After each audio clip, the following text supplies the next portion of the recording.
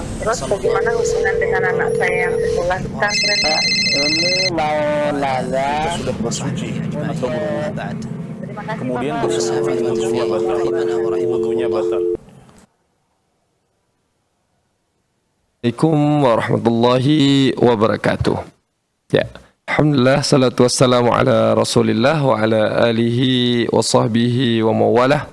Wala haula wala quwwata illa billah, ma ba'd. Masyaallah muslimin rahimani wa rahimakumullah, para pemirsa Fathah TV yang insyaallah dimuliakan oleh Allah Azza wa Jalla. Ahlan wa sahlan wa marhaban bikum, kami ucapkan kepada seluruh pemirsa Fathah TV dimanapun anda berada. Ya, alhamdulillah Allah masih memberikan kepada kita kesempatan untuk bisa menyapa kembali para pemirsa Fathah TV dimanapun anda berada, tentunya melalui program live interaktif kesayangan kita semua. InsyaAllah pada kesempatan kali ini bertemakan menjaga iman dan dibimbing langsung oleh Ustaz Dr. Iqbal Gunawan hafizallahu taala, dan alhamdulillah kita telah terhubung bersama beliau di kediaman beliau Maros, Sulawesi Selatan. Ya, mari sama-sama kita sapa beliau terlebih dahulu. Ya. Assalamualaikum warahmatullahi wabarakatuh. Ustaz. Waalaikumsalam warahmatullahi wabarakatuh. Kaifal akhbar Ustaz? Bikhair? Alhamdulillah baik. Gimana antum, sehat ya? Alhamdulillah sehat Ustaz, insyaallah. Baik Ustaz, insyaallah kita akan meminta waktu Ustaz mungkin lebih kurang selama 1 jam mendatang Ustaz. Insyaallah nanti kita akan belajar ilmu yang banyak dari Ustaz insyaallah. Kemudian tentunya menjawab pertanyaan-pertanyaan para pemirsa Fathah TV juga nantinya Ustaz. Baikun Ustaz. Baik. Ya, sebelum kita mulai membuka layanan interaktif kita pada kesempatan kali ini, kami ingin menyampaikan bahwasanya program live interaktif Fathah TV memungkinkan para pemirsa untuk bisa bertanya langsung kepada Ustaz Dr. Iqbal Gunawan, tentunya dengan tema yang telah kita tentukan, yaitu menjaga iman. Jadi bagi para pemirsa yang mungkin memiliki pertanyaan seputar keimanan atau tata cara menjaga iman, mungkin bisa nantinya menghubungi nomor layanan kami yang tertera di layar kaca televisi pemirsa semua, yaitu 021 2123 2333. Ya, kemudian tak lupa pula kami mengajak para pemirsa Fathah TV dimanapun anda berada untuk bisa berjuang bersama kami menyebarkan dakwah Islam ini melalui rekening aktif yang bisa anda saksikan di layar kaca televisi anda semua. Kemudian tak lupa pula kami ingin menyampaikan bahwasanya bagi para pemirsa yang mungkin tidak mendapatkan kesempatan atau mungkin ya tidak bisa menghubungi kami melalui layanan telepon, bisa juga bertanya melalui website kami di www.dewanfatwa.com/tanya jawab. Jadi bagi para pemirsa bisa bertanya langsung melalui website dan nanti insyaallah akan dijawab setiap acara live interaktif di Fathah TV tentunya. Taib, Assalamualaikum ilaikum warahmatullahi fikum. Dan sebelum kita mulai membuka layanan interaktif kita, kami juga ingin menyapa para pemirsa Fathah TV yang ikut menyimak acara ini melalui siaran radio. Ahlan wa sahlan wa marhaban bikum. Taib, Assalamualaikum ilaikum warahmatullahi fikum. Dan kita telah membuka layanan interaktif ini. Ya, kami persilahkan kepada para pemirsa yang ingin bertanya, silakan menghubungi nomor layanan kami. Dan sembari menunggu telepon masuk, kita akan membacakan pertanyaan-pertanyaan yang telah masuk di dewan redaksi kita. Tep Ustaz, suara Anda masih terdengar jelas Ustaz? Ya, masih terdengar. Coba berusaha ini lagi. Kira insyaallah Ustaz. Tambah kecil soalnya santu. Tep. Nah, ini Anda coba besarkan juga dari sini nih Ustaz. Ya, pertanyaan pertama Ustaz. Pertanyaan pertama, mungkin Ustaz juga bisa dibantukan kalau ingin membuka, nanti kami akan kirimkan pertanyaannya juga ke Ustaz. Ya, pertanyaan pertama ini Ustaz dari Fakrul Nofriansyah. Ya. Dari Kepulauan Riau di Kabupaten Lingga. Bismillah, Assalamualaikum warahmatullahi wabarakatuh. Ustaz, pertanyaannya, apakah neraka jahanam itu ada? Karena ada ustadz yang bilang nama jahanam tidak ada dalilnya. Apakah keyakinan adanya neraka tapi ragu dengan neraka jahanam termasuk kekufuran? Ustaz, jazakallahu khairan. Falyatafaddal mashkuran ma'juran Ustaz. Naam, waalaikumsalam warahmatullahi wabarakatuh. Bismillah, walhamdulillah, wassalatu wassalamu ala rasulillah wa ala alihi wa sahbihi wa man walah, wa la hawla wa la quwata illa billah. Neraka jahanam ya berkali-kali disebut dalam Al-Qur'anul Karim. Ya, jadi sangat ya keliru dan fatal ya yang mengatakan bahwasanya kata jahanam tidak ada dalilnya. Ya, bahkan dalilnya puluhan ya. Dalam Al-Qur'an banyak sekali ayat-ayat yang menyebutkan kata jahannam. Wa may yaqtul mu'mina muta'ammidan fajaza'uhu jahannam.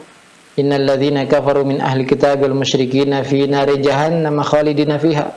Ulaika hum syarrul bariyah.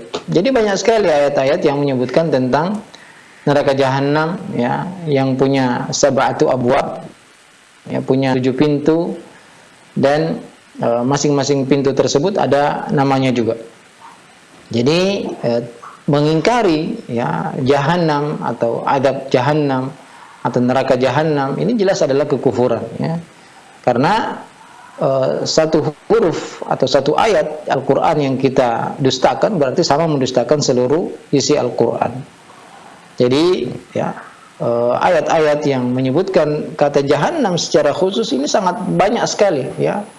Maka saya tidak tahu apakah dai itu memang tidak pernah baca Quran atau tidak paham bahasa Arab atau ya asal bunyi saja sehingga mengatakan bahwasannya jahanam tidak ada dalilnya ya. Padahal tinggal buka Quran, tinggal tulis di search ya, dia akan menemukan banyak sekali kata-kata neraka jahanam ya dalam Al-Qur'an, dan mengingkari neraka jahanam adalah kekufuran. Barakallahu fikum. Insyaallah Ustaz, syukran Ustaz, jazakumullahu khairan Ustaz atas jawabannya, dan kami juga ucapkan jazakumullahu khairan kepada yang telah mengirimkan pertanyaan. Tapi Ustaz, kita akan coba melanjutkan ke pertanyaan selanjutnya Ustaz. Ada pertanyaan dari Araisyah Anggraini di Sumatera Utara, Kabupaten Deli Serdang. Beliau bertanya, Assalamualaikum warahmatullahi wabarakatuh Ustaz. Qadarullah Ustaz, saat ini suami ana sedang futur. Beliau terkadang sampai meninggalkan sholat, entah itu karena ketiduran diakibatkan terlalu capek bekerja, karena qadarullah bekerja keluar kota, jaraknya sudah terhitung safar. Namun ketika sampai ke rumah malah ngantuk dan lelah, sehingga sholat asar atau isyanya seringkali sudah di penghujung waktu, bahkan lewat waktunya. Dan kadang diajak ke majelis ilmu susah padahal dulu rajin. Gimana ya Ustaz, ana sebagai istri? Jazakallahu khairan Ustaz. Nah, waalaikumsalam warahmatullahi wabarakatuh. Ya, ini pertanyaan yang penting untuk kita jawab ya, untuk kita jelaskan, yaitu tentang suami yang karena bekerja mungkin di luar kota ya, karena jarak safar tadi, sehingga ketika kembali sudah kecapean. Ya, sebenarnya mungkin hanya kurang ilmu saja. Kalau benar ya jaraknya itu jarak safar yang rata-rata atau banyak ulama menyebutkan jarak safar itu lebih 80 kilo, maka seharusnya dia jamak saja ya. Jadi ketika sedang safar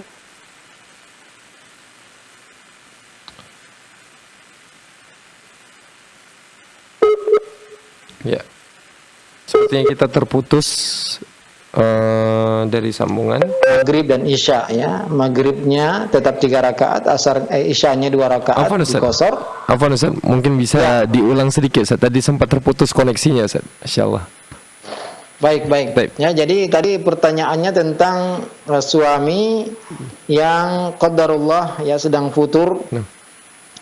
Sehingga terkadang meninggalkan sholat ya. Tentu yang pertama yang harus kita jelaskan bahwasanya perkara sholat ini adalah perkara yang sangat besar, dan rukun kedua dari rukun-rukun Islam yang tidak boleh disepelekan. Dan yang pertama kali dihisab pada hari kiamat nanti adalah sholat. Barang siapa yang ibadah sholatnya baik, maka sungguh dia telah beruntung, dan amalan-amalan yang lainnya akan baik pula. Dan apabila sholat itu tidak benar ya, maka dia adalah orang yang merugi dan celaka. Dan juga salat mempunyai banyak sekali keutamaan, ya. Inna salata tanha 'anil fahsya'i wal munkar, sungguhnya salat itu mencegah dari perbuatan keji dan mungkar. Tapi yang saya bisa pahami dari penanya ini, ya, kalau memang pekerjaannya ya di luar kota dan jaraknya jarak safar yang disebutkan oleh para ulama 80 kilo lebih ke atas, ya, maka seharusnya dia bisa untuk menjamak dan mengqashar salatnya, ya, sehingga itu lebih ringan baginya. Ketika dia safar, maka dia menggabung antara salat duhur dan asar, 2 rakaat duhur, 2 rakaat asar, maghrib, ya, 3 rakaat dijamak dengan isya 2 rakaat, dilaksanakan di salah satu waktunya, ya, duhur asar di waktu duhur atau di waktu asar, dan maghrib di waktu maghrib dijamak dengan isya atau di waktu isya jamak takhir, ya. Jadi sebenarnya ada kemudahan dari Allah Azza wa Jalla bagi orang yang melakukan safar. Dan salat ini sangat ringan, ya. Sangat ringan untuk dikerjakan. Sama sekali tidak memberatkan. Apalagi salat subuh yang hanya 2 rakaat, ya. Kalaupun dia karena kecapean tidak mampu untuk melaksanakan salat sunat, maka salat sunat itu jika dikerjakan dapat pahala, jika ditinggalkan tidak berdosa. Maka ya terus diingatkan tentang bahayanya meninggalkan salat, ya. Sebagian ulama mengatakan orang yang meninggalkan salat ini telah keluar dari Islam, meskipun yang ditinggalkan hanya 1 salat jika sengaja. Ya. Intinya meninggalkan salat ini adalah dosa besar, lebih besar daripada dosa-dosa besar seperti, ya, berzina dan dosa-dosa besar lainnya. Karena banyak dari para ulama yang mengatakan tarkus shalah adalah kekufuran, dan dalil-dalil yang menunjukkan hal itu ada beberapa yang menguatkan al-ahdul ladzi bainana wa bainahum shalah faman tarakaha faqad kafar. Jarak atau pembatas antara seorang muslim dan non muslim adalah salat, maka barang siapa meninggalkannya sungguh dia telah kafir, ya. Jadi tentu kita harus, ya, mengingatkan, ya, sang penanya mengingatkan suaminya atau mengirimkan artikel atau ceramah-ceramah asatidzah tentang pentingnya salat, bahayanya meninggalkan salat, besarnya dosa meninggalkan salat. Juga tentu berdoa kepada Allah Subhanahu wa taala, mendoakan suaminya untuk, ya, tetap jangan sampai meninggalkan ibadah salat, ya. Karena ibadah salat adalah rukun Islam yang kedua, yang barang siapa yang melalaikan salatnya berarti dia melalaikan segala sesuatu. Dan barang siapa yang menjaga salatnya maka dia telah menjaga dirinya, menjaga agamanya. Maka, ya, tentu terus hati didoakan, dan kalau memang itu jarak safar, ya, ada keringanan untuk menjamak dan mengqashar salat duhur dengan asar, juga maghrib dengan isya.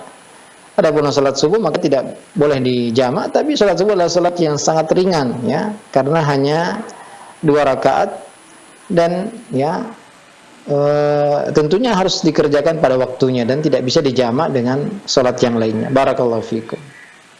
Wa fikum barakallahu sallallahu ilaikum. Taibun.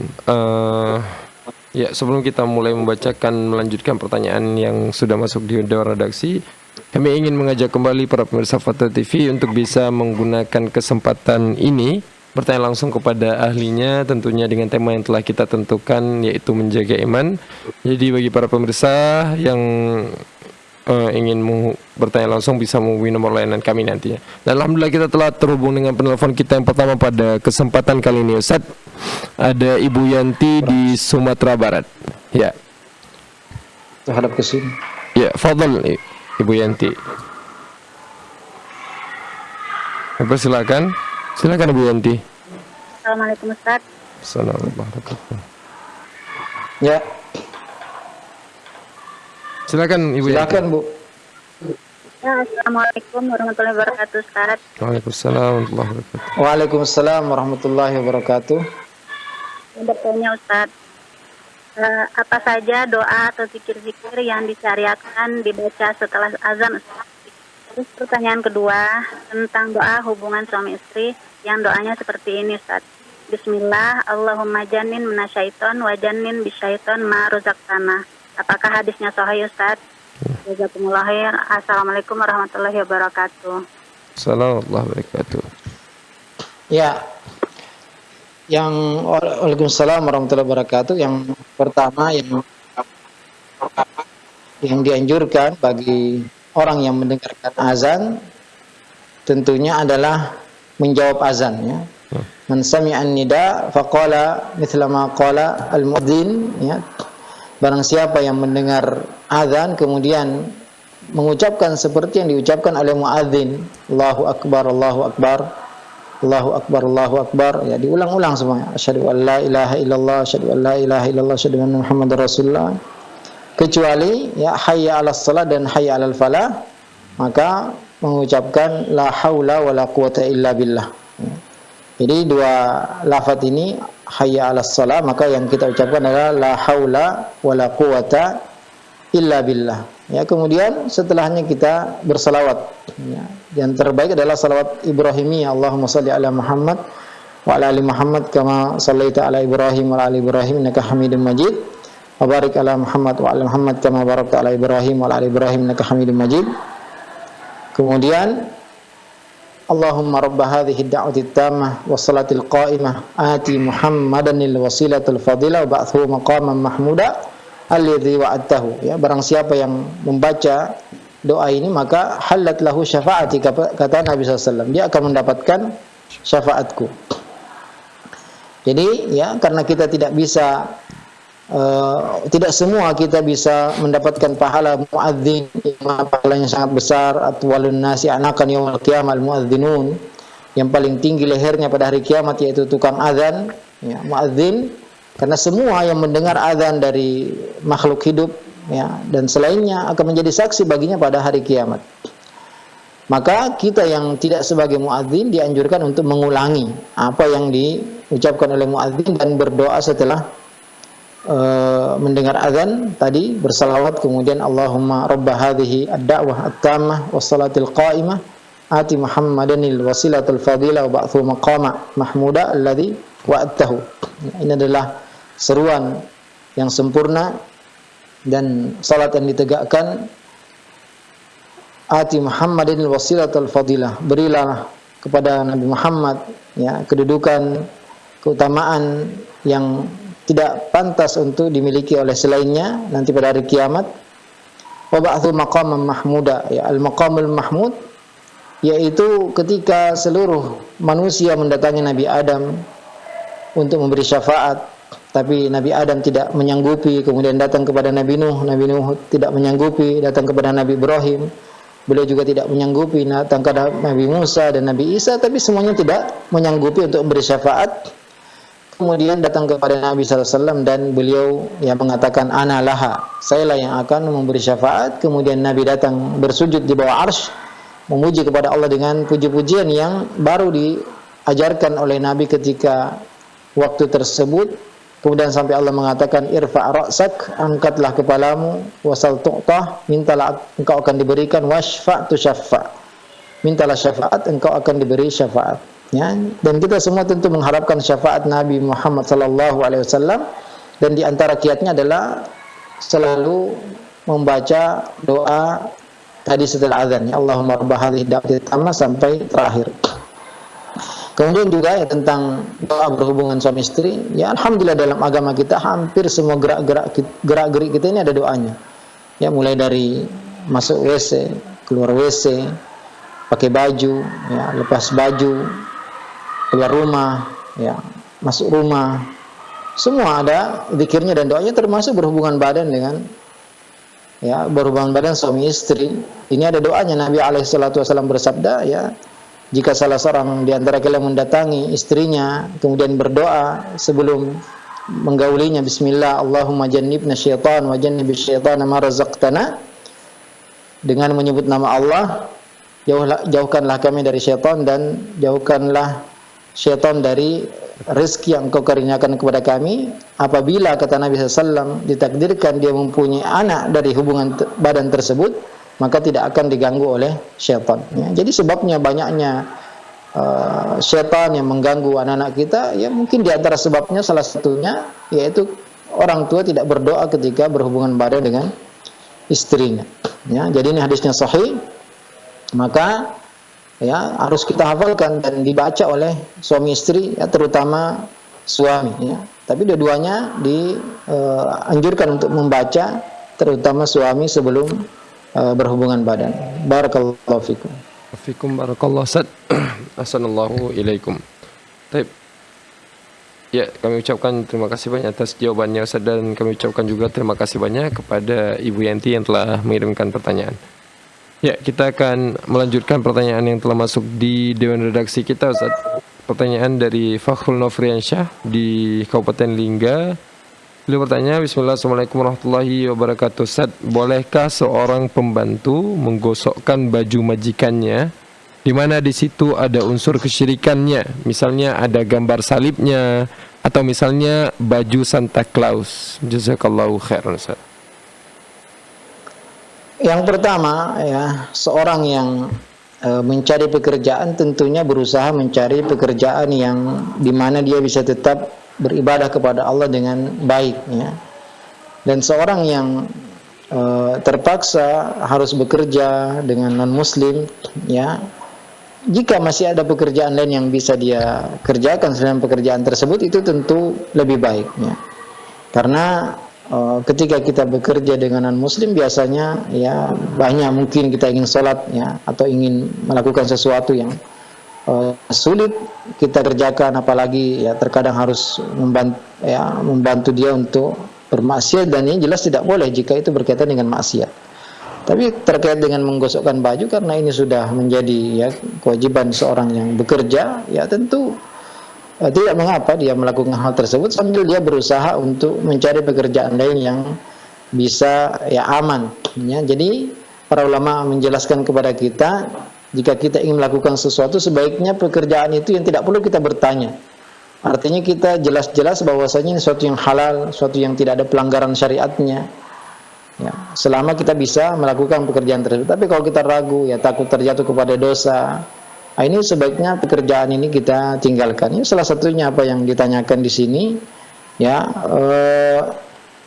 ya karena ya dia sudah menjadi konsekuensi dia bekerja di non muslim, maka apa yang dia harus kerjakan, menggosok bajunya ini, ya semua bajunya tidak masalah dia gunakan. Dia dia untuk mensetrikanya, menggosoknya, mencucinya juga sama semua, bukan hanya mensetrika, ya mencuci juga. Dan tidak mungkin dia memilah-milih mana baju yang dia mau setrika atau yang tidak mau disetrika, karena itu konsekuensi dia bekerja dengan, ya, non muslim. Tapi ya nasihat saya untuk berusaha untuk tidak bekerja dengan non muslim agar lebih bisa menjaga, ya, keselamatan agamanya. Barakallahu fikum. Ya. Wafikum barakallahu Ustaz. Kami ucapkan jazakumullahu khairan atas jawabannya, dan kami juga ucapkan jazakumullahu khairan kepada yang telah mengirimkan pertanyaan. Baik, kita berpindah ke pertanyaan selanjutnya. Ustaz, ada pertanyaan dari Febri Nugraha di Sumatera Barat, Kabupaten Pesisir Selatan, Indonesia. Ya, beliau bertanya, Bismillah, Assalamualaikum warahmatullahi wabarakatuh. Ustaz, apa hukum bagi pria yang memakai susuk agar dapat menyembuhkan penyakit lemah syahwatnya, Ustaz? Syukran, jazakumullahu khairan. Ya, berobat itu harus dengan yang tidak ada pelanggaran, ya. Dan ketahuilah bahwasanya semua penyakit itu ada obatnya, ya, kecuali ketua, ya, penyakit tua, maka tidak mungkin orang kembali menjadi muda lagi, ya. Tapi semua penyakit, dan Allah tidak menurunkan penyakit kecuali menurunkan obatnya. Alimahu man alimahu wa jahilahu man jahilahu. Diketahui oleh orang yang mengetahuinya dan tidak diketahui oleh orang yang tidak mengetahuinya. Dan alhamdulillah banyak sekali pengobatan yang tidak ada unsur pelanggarannya, dan tentunya obat yang terbaik adalah berdoa kepada Allah Azza wa Jalla, ya. Nabi Zakaria ketika sudah tua, istrinya juga sudah tua, ya, tapi terus berdoa kepada Allah agar mempunyai keturunan. Alhamdulillah Allah mengabulkan doanya, ya. Di antara doanya, Rabbi la tadharni farda wa anta khairul warithin, ya. Jadi kita berusaha mencari pengobatan yang tidak ada pelanggaran syariatnya, ya, tetap berkonsultasi kepada dokter, ya. Adapun berobat dengan susuk, ya, apalagi jika di situ ada, ya, bantuan jinnya, ya, dukun, ini jelas pelanggaran syariatnya, haram, dan bisa sampai kepada kesyirikan, apalagi bisa kesyirikan besar jika diyakini, ya, susuk tersebut memberi manfaat dan mudarat dengan sendirinya. Ya. Jadi jelas ini pelanggaran, tidak diperbolehkan, dan berobat dengan pengobatan-pengobatan yang ya alhamdulillah banyak pengobatan yang lain, dan yang paling penting adalah berdoa kepada Allah Subhanahu wa taala, berbanyak istighfar. Di antara sebab kita kuat adalah dengan banyak berzikir, banyak beristighfar, ya, dan tentu menjauhi segala bentuk kemaksiatan, ya. Jadi sebenarnya yang membuat kita kuat itu adalah ya ibadah kita, zikir kita, dan jauhnya kita dari kemaksiatan, sehingga kita bisa selalu bersemangat dalam beraktivitas. Ya, jadi perbanyak istighfar, ya. Jangan berobat dengan ya pengobatan-pengobatan yang ada pelanggaran syariatnya, ya. Disusuk, ya, kita tahu bahwasanya itu biasanya ya dimasukkan oleh dukun, dan apabila meyakini bahwasanya itu memberi manfaat dan mudarat dengan sendirinya, ini bisa sampai kepada kesyirikan besar. Ya. Jadi tidak diperbolehkan jelas. Barakallahu fikum. Fikum barakallahu Ustaz. Syukran jazakumullahu khairan Ustaz. Tapi Ustaz, pertanyaan selanjutnya Ustaz dari hamba Allah di Aceh ini Ustaz. Beliau bertanya, Bismillah, Assalamualaikum warahmatullahi wabarakatuh. Ustaz, saya berasumsi calon tunangan saya terkena sihir, sehingga dia mengundurkan diri dari rencana tunangan ini. Apa yang harus saya lakukan Ustaz? Dan apakah bisa kalau seandainya saya meruqyahnya dari jarak jauh Ustaz? Syukran jazakumullahu khairan Ustaz. Ini yang bertanya laki atau perempuan? Laki-laki Ustaz. Oh, berarti calon wanitanya yang mundur, ya? Mengundurkan diri, Ustaz. Ya, tentu asumsi ini harus beralasan, ya. Apakah benar-benar karena sihir atau ada sebab lain yang memang membuat dia mundur. Nah, ini harus dipelajari betul, dan tidak langsung kita mengarahkan ke sihir tadi. Walaupun mungkin juga, ya, mungkin sekali terkena sihir atau guna-guna, tapi ya tidak bisa serta-merta demikian. Tapi kalau memang jelas, maka ya meruqyahnya juga tidak bisa jarak jauh, ya. Tapi harus dengan secara langsung kita meruqyahnya, walaupun dari jauh kita mendoakannya, kita mendoakan agar dia diselamatkan dari segala keburukan, dan dianya juga sendiri, ya, tunangannya ini atau calon istrinya meruqyah dirinya sendiri, ya, selalu membaca ayat kursi, 2 ayat terakhir surat Al-Baqarah, kemudian Al-Ikhlas, Al-Falaq, An-Nas, ya. Tapi kan kita tidak bisa memastikan apakah karena disihir atau tidak. Alhamdulillah, ya, kalau memang bukan jodoh, ya, maka alhamdulillah masih banyak wanita lain yang juga bisa Anda menikah dengannya, dan berdoalah kepada Allah Subhanahu wa taala agar, ya, kalau memang dia terkena sihir bisa disembuhkan, ya. Jadi harus dipastikan dulu apakah benar terkena sihir atau tidak, baru kemudian dicarikan pengobatannya. Yang paling pertama banyak berdoa kepada Allah, kemudian diruqyah dengan ruqyah syar'iyyah dan secara langsung, ya. Adapun Anda yang belum halal juga, maka tidak perlu berkomunikasi dengan dia, bisa minta keluarganya atau bapaknya atau mahramnya untuk meruqyah dia, atau ustadz yang ada di sana untuk meruqyah akhwat tersebut, dan tidak boleh menyentuh, ya, tidak boleh bersentuhan, tidak boleh berkhalwat, tidak boleh berduaan, ya.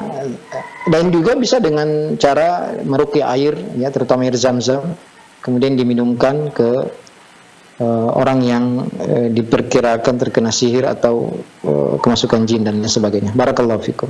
Ya. Wafikum barakallahu Ustaz. Syukran jazakumullahu khairan Ustaz. Tapi Ustaz, mungkin kalau ini pertanyaan pribadi ana Ustaz. Pertanyaan pribadi ana. Ya, silakan. Kita sering melihat ada instrumen-instrumen yang mungkin bisa jadi semacam dia tidak memiliki dalil tentang itu Ustaz. Seperti daun kelor, ketika orang kerasukan, ketika dipukul dengan daun kelor, katanya bisa menghilangkan. Apakah hal ini bisa dibenarkan Ustaz? Atau mungkin ada yang mengatakan ditaburi garam dan sebagainya Ustaz? Ya, meyakini sebab yang itu bukan sebab, itu syirik kecil, ya.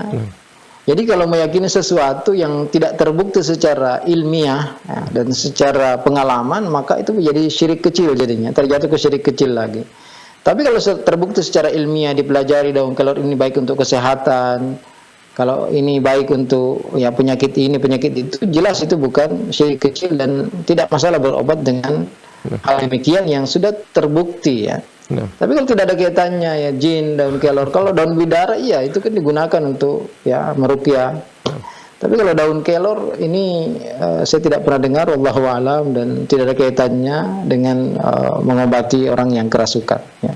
Dan yang terbaik adalah dengan ayat Al-Qur'an, hadis-hadis Nabi sallallahu alaihi wasallam, ya doa-doa yang memang tertera dari di hadis-hadis yang sahih yang kita gunakan untuk mengobati orang yang kesurupan atau mungkin terkena sihir. Insyaallah. Syukran Ustaz, jazakumullahu khairan atas jawabannya, dan kami ucapkan juga jazakumullahu khairan kepada yang telah mengirimkan pertanyaan. Ya, kita lanjutkan ke pertanyaan selanjutnya ini Ustaz, masih ada waktu. Ada pertanyaan dari Fakhrul Nofriansyah ini Ustaz lagi. Beliau bertanya, Assalamualaikum warahmatullahi wabarakatuh. Ustaz, apakah orang kafir yang berbuat baik dia dicatat dapat pahala tetapi di akhirat pahala itu tidak berguna, atau tidak dicatat sama sekali sebagai pahala Ustaz? Syukran jazakumullahu khairan. Ya, non muslim itu betapapun banyak yang dia kerjakan maka tidak akan didapatkan apa-apa pada hari kiamat nanti ya. Allah Ta'ala berfirman, wa ma qadimna ila ma'ali min amalin faj'alnahu haba'an mansura.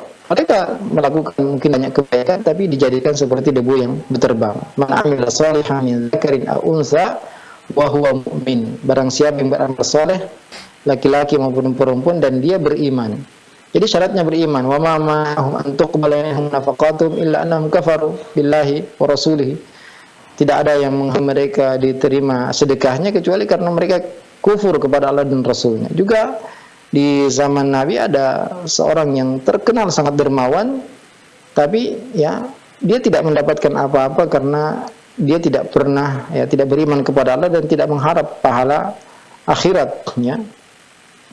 Tidak beriman kepada hari akhir. Makanya tidak ada pahala yang dia dapatkan. Mungkin saja di dunia dia mendapatkan kebaikan atau akibat baik dari perbuatan kebaik dia di dunia, tapi di akhirat tidak ada sama sekali yang dia dapatkan.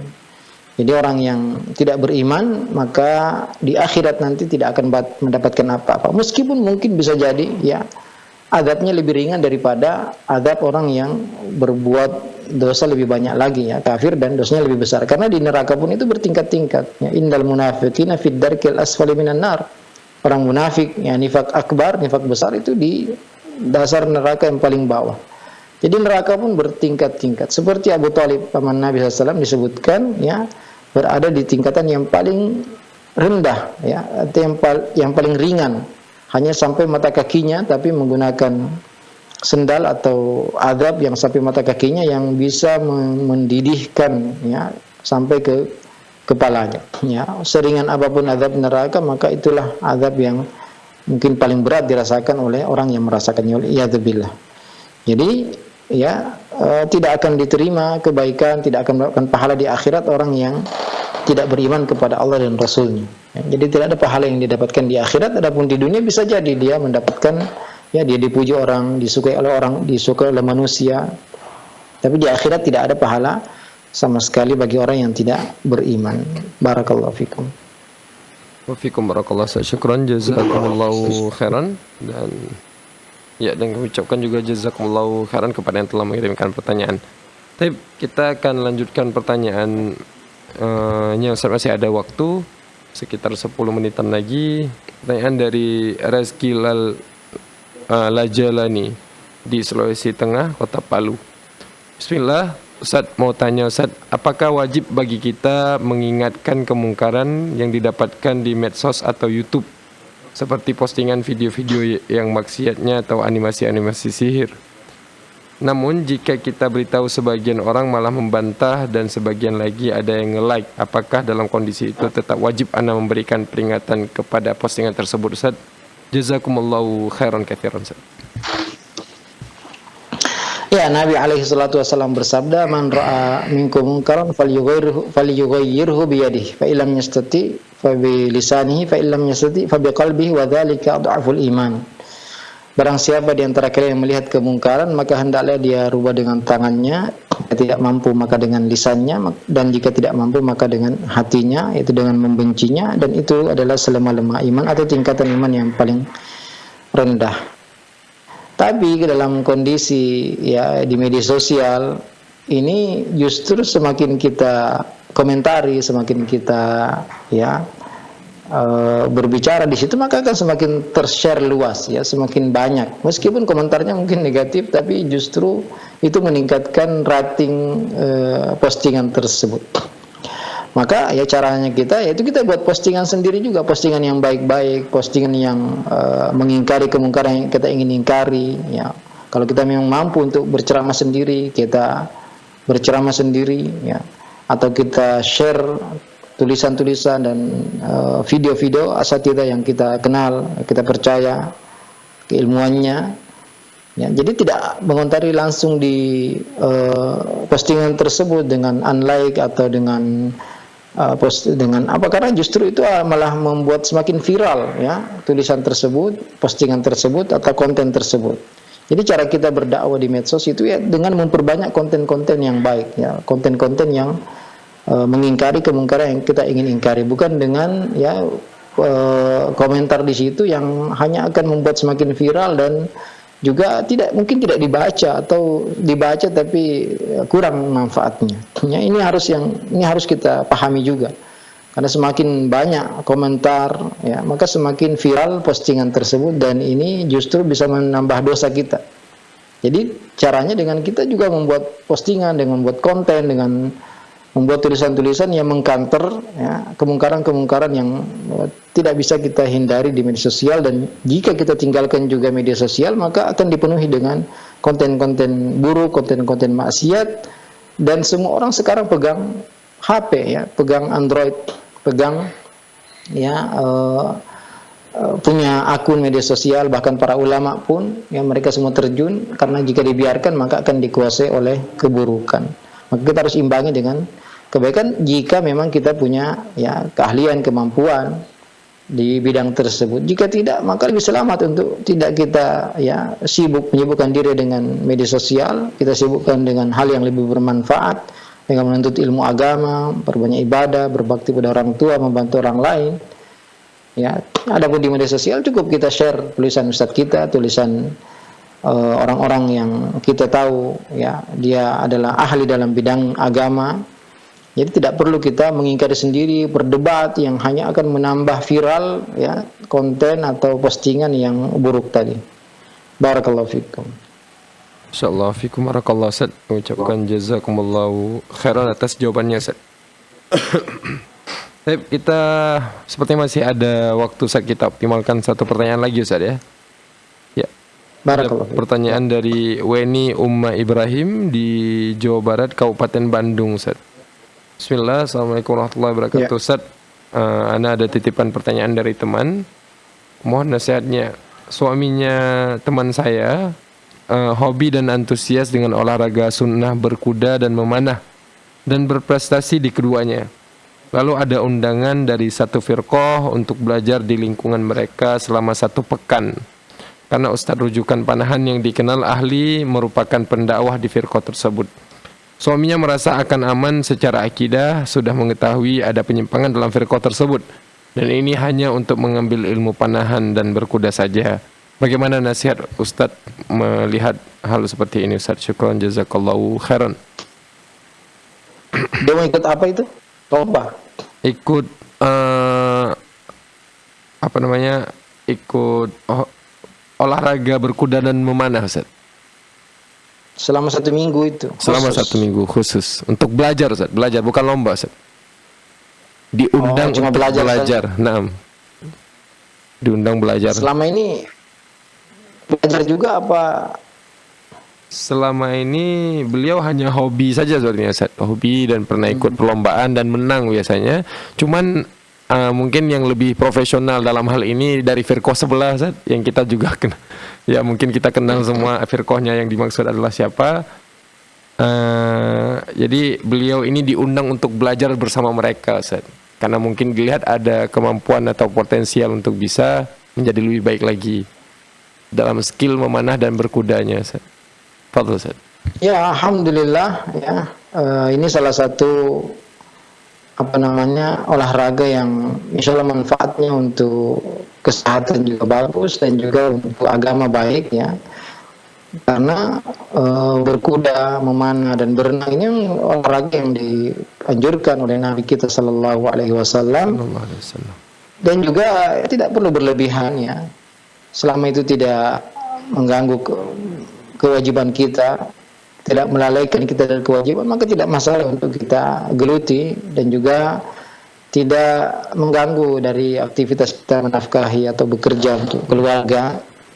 Ada pun masalah diundang oleh salah seorang ustadz mungkin yang dianggap ada penyimpangan, ya tentunya ini perlu hati-hati ya, karena sebagian orang ya dia melihat hobinya di mana, nanti ya pertama diajak dulu untuk hobinya, tapi kemudian dimasukin ya, di situ dimasukin syubhat-syubhatnya ya, ketika sambil bermain sudah akrab akhirnya nanti dipengaruhi, diajak ke taklimnya atau kajiannya yang mungkin di situ ada penyimpangan, maka ini perlu hati-hati ya. Karena memang di antara cara sebagian orang mengajak kepada kelompoknya yang mungkin ada penyimpangan di situ, yaitu dengan melihat ini hobinya apa ini, ya.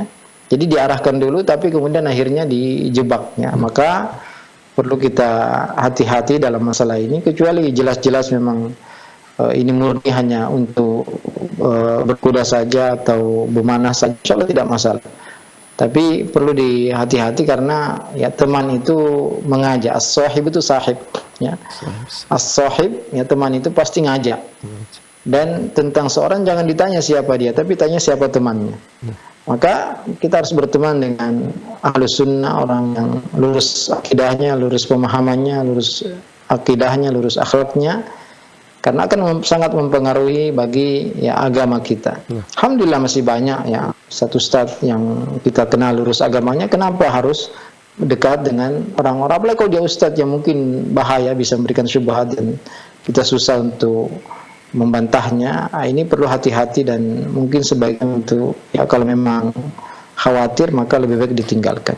Barakallahu fikum. Wa fikum barakallahu. Ustaz, kami ucapkan jazakumullahu khairan atas jawabannya. Dan dengan berakhirnya jawaban yang terakhir tadi Ustaz, maka berakhirlah perjumpaan kita pada kesempatan kali ini. Ya, dan kami ucapkan Ustaz jazakumullahu khairan Ustaz atas ilmu dan waktunya Ustaz sekali lagi. Alhamdulillah pada kesempatan kali ini kita berhasil menjawab 8 pertanyaan dari Dewan Redaksi dan 1 pertanyaan dari penelpon, jadi totalnya ada 9 pertanyaan yang berhasil terjawab pada kesempatan kali ini.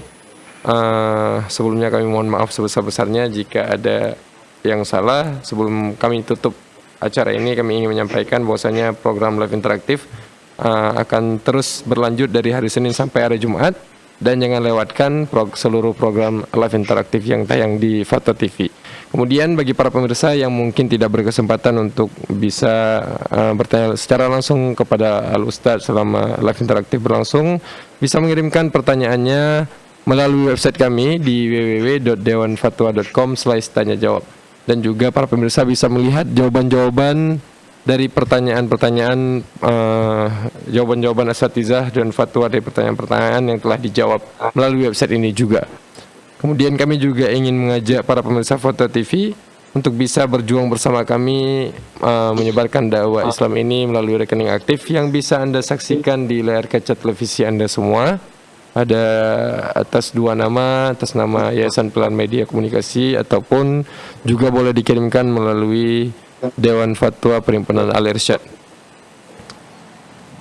Ya, kami ucapkan jazakumullahu khairan kepada seluruh para pemirsa yang telah ikut mengikuti acara ini, dan sekali lagi ucapkan syukran jazakumullahu khairan Ustaz atas waktu dan ilmunya. Saya mewakili seluruh kerabat kerja yang bertugas pamit undur diri. Wassallallahu ala nabiyina Muhammad.